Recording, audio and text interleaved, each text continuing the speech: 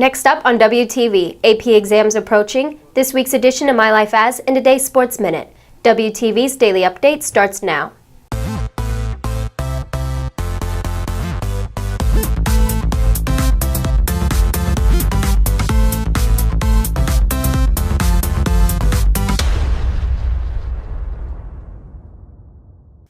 Good morning, Red Hawk Nation. Today is Thursday, May 3rd, and I'm Caitlyn Kleibert with another daily update brought to you by Wingspan TV.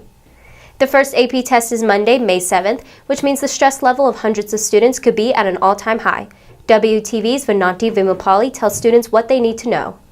For 2 straight weeks, the main gym, the lecture hall, and various classrooms will be set up to accommodate the 958 students taking a total of 2,270 AP tests.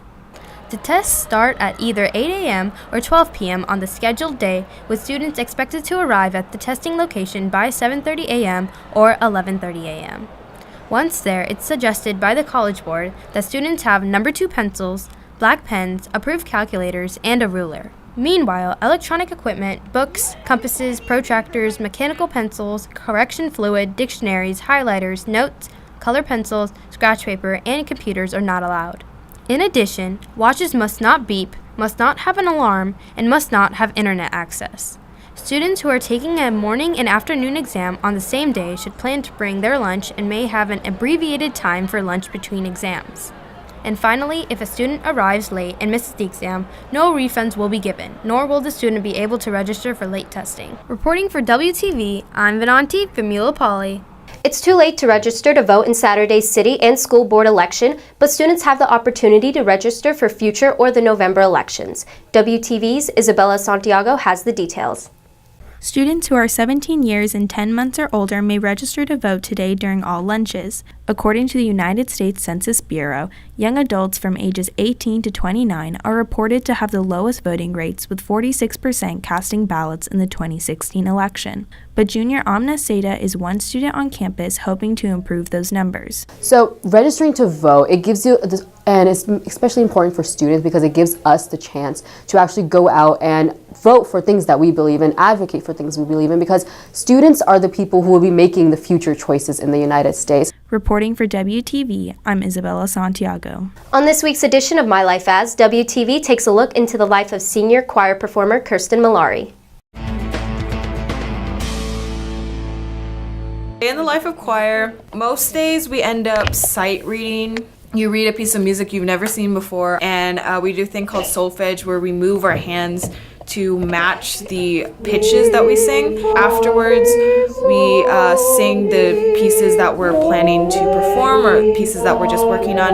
Right now we're working on a piece called Sing We Enchant It. It's a medieval type feel piece. I started off in the non-varsity women's ensemble, and then my junior and senior year I transitioned up into varsity choir, and then I've been in show choir since junior year as well.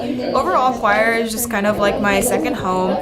It's definitely been a huge part of my life and my kind of shaping myself as a person. I don't really know how or why, but I've always liked the idea of just being part of music in general. I was in a school musical in middle school, and I thought, like, hey, why not give singing a try? Because I don't think I'm that bad, maybe. It was just more of an experimental thing when I went into high school. I didn't really know what to expect. Well, my favorite part of choir is that we're all very weird. I don't mean that in like an offensive way. I just mean that like we're kind of a second family, and I have experiences with like my friends in choir that I'm going to remember as I leave the nest. I might do singing as a hobby. We'll see how the pages turn on my book. And I'm also part of a church choir at my church community, and I practice once a week there as well. And I'm also in a youth group. With only state tournaments left for golf and track, all other sports are currently in off-season, gearing up for next year. WTV will feature athletes in order to get to know them personally. Here's WTV's Davis O'Brien with baseball player Hayden Archer for today's Sports Minute. I'm WTV's Davis O'Brien, and I'm here with the first edition of Get to Know That Player. I'm sitting down with right fielder Hayden Archer. How you doing today, Hayden? Doing good. How are you? I'm doing good. So what are all the sports that you played when you were growing up as a kid? I played a lot of football, basketball, rugby, a little bit of everything. What would you say your favorite thing for baseball is? Definitely hitting home runs off of Coach Sepp in practice. What is your favorite quote? It's probably going to be, when there's a fork in the road, pick it up. Would you say that you're more of a dog or a cat person? Definitely more of a dog person, probably because they're a little bit more playful, more active. If you could have any superpower, what would it be? Oh, that's a tough one. Well, I mean, I'm pretty awesome everywhere except for speed, so I'd probably want super speed. What are your aspirations and dreams coming out of college? To be rich. Filthy rich. Just rich, or any job? Just filthy rich. Just filthy rich, okay. Well, this has been the first edition of Get to Know Your Player. I'm WTV's Davis O'Brien. If you're looking for more from Wingspan, you can follow us at Liberty Wingspan on Twitter, Instagram, and Facebook, or visit our award-winning website, libertywingspan.com. WTV's Neha Paramala brings you today's announcements. There's a limited number of yearbooks available for $75 at www.smart-pay.com. AP testing begins May 7th. The AP Chemistry exam begins at 8 and the AP Psychology exam begins at 12. Bogart Elementary Senior Reunion is this Friday from 7:30 to 8. That's it for today's Daily Update. This has been Caitlyn Kleibert for Wingspan TV.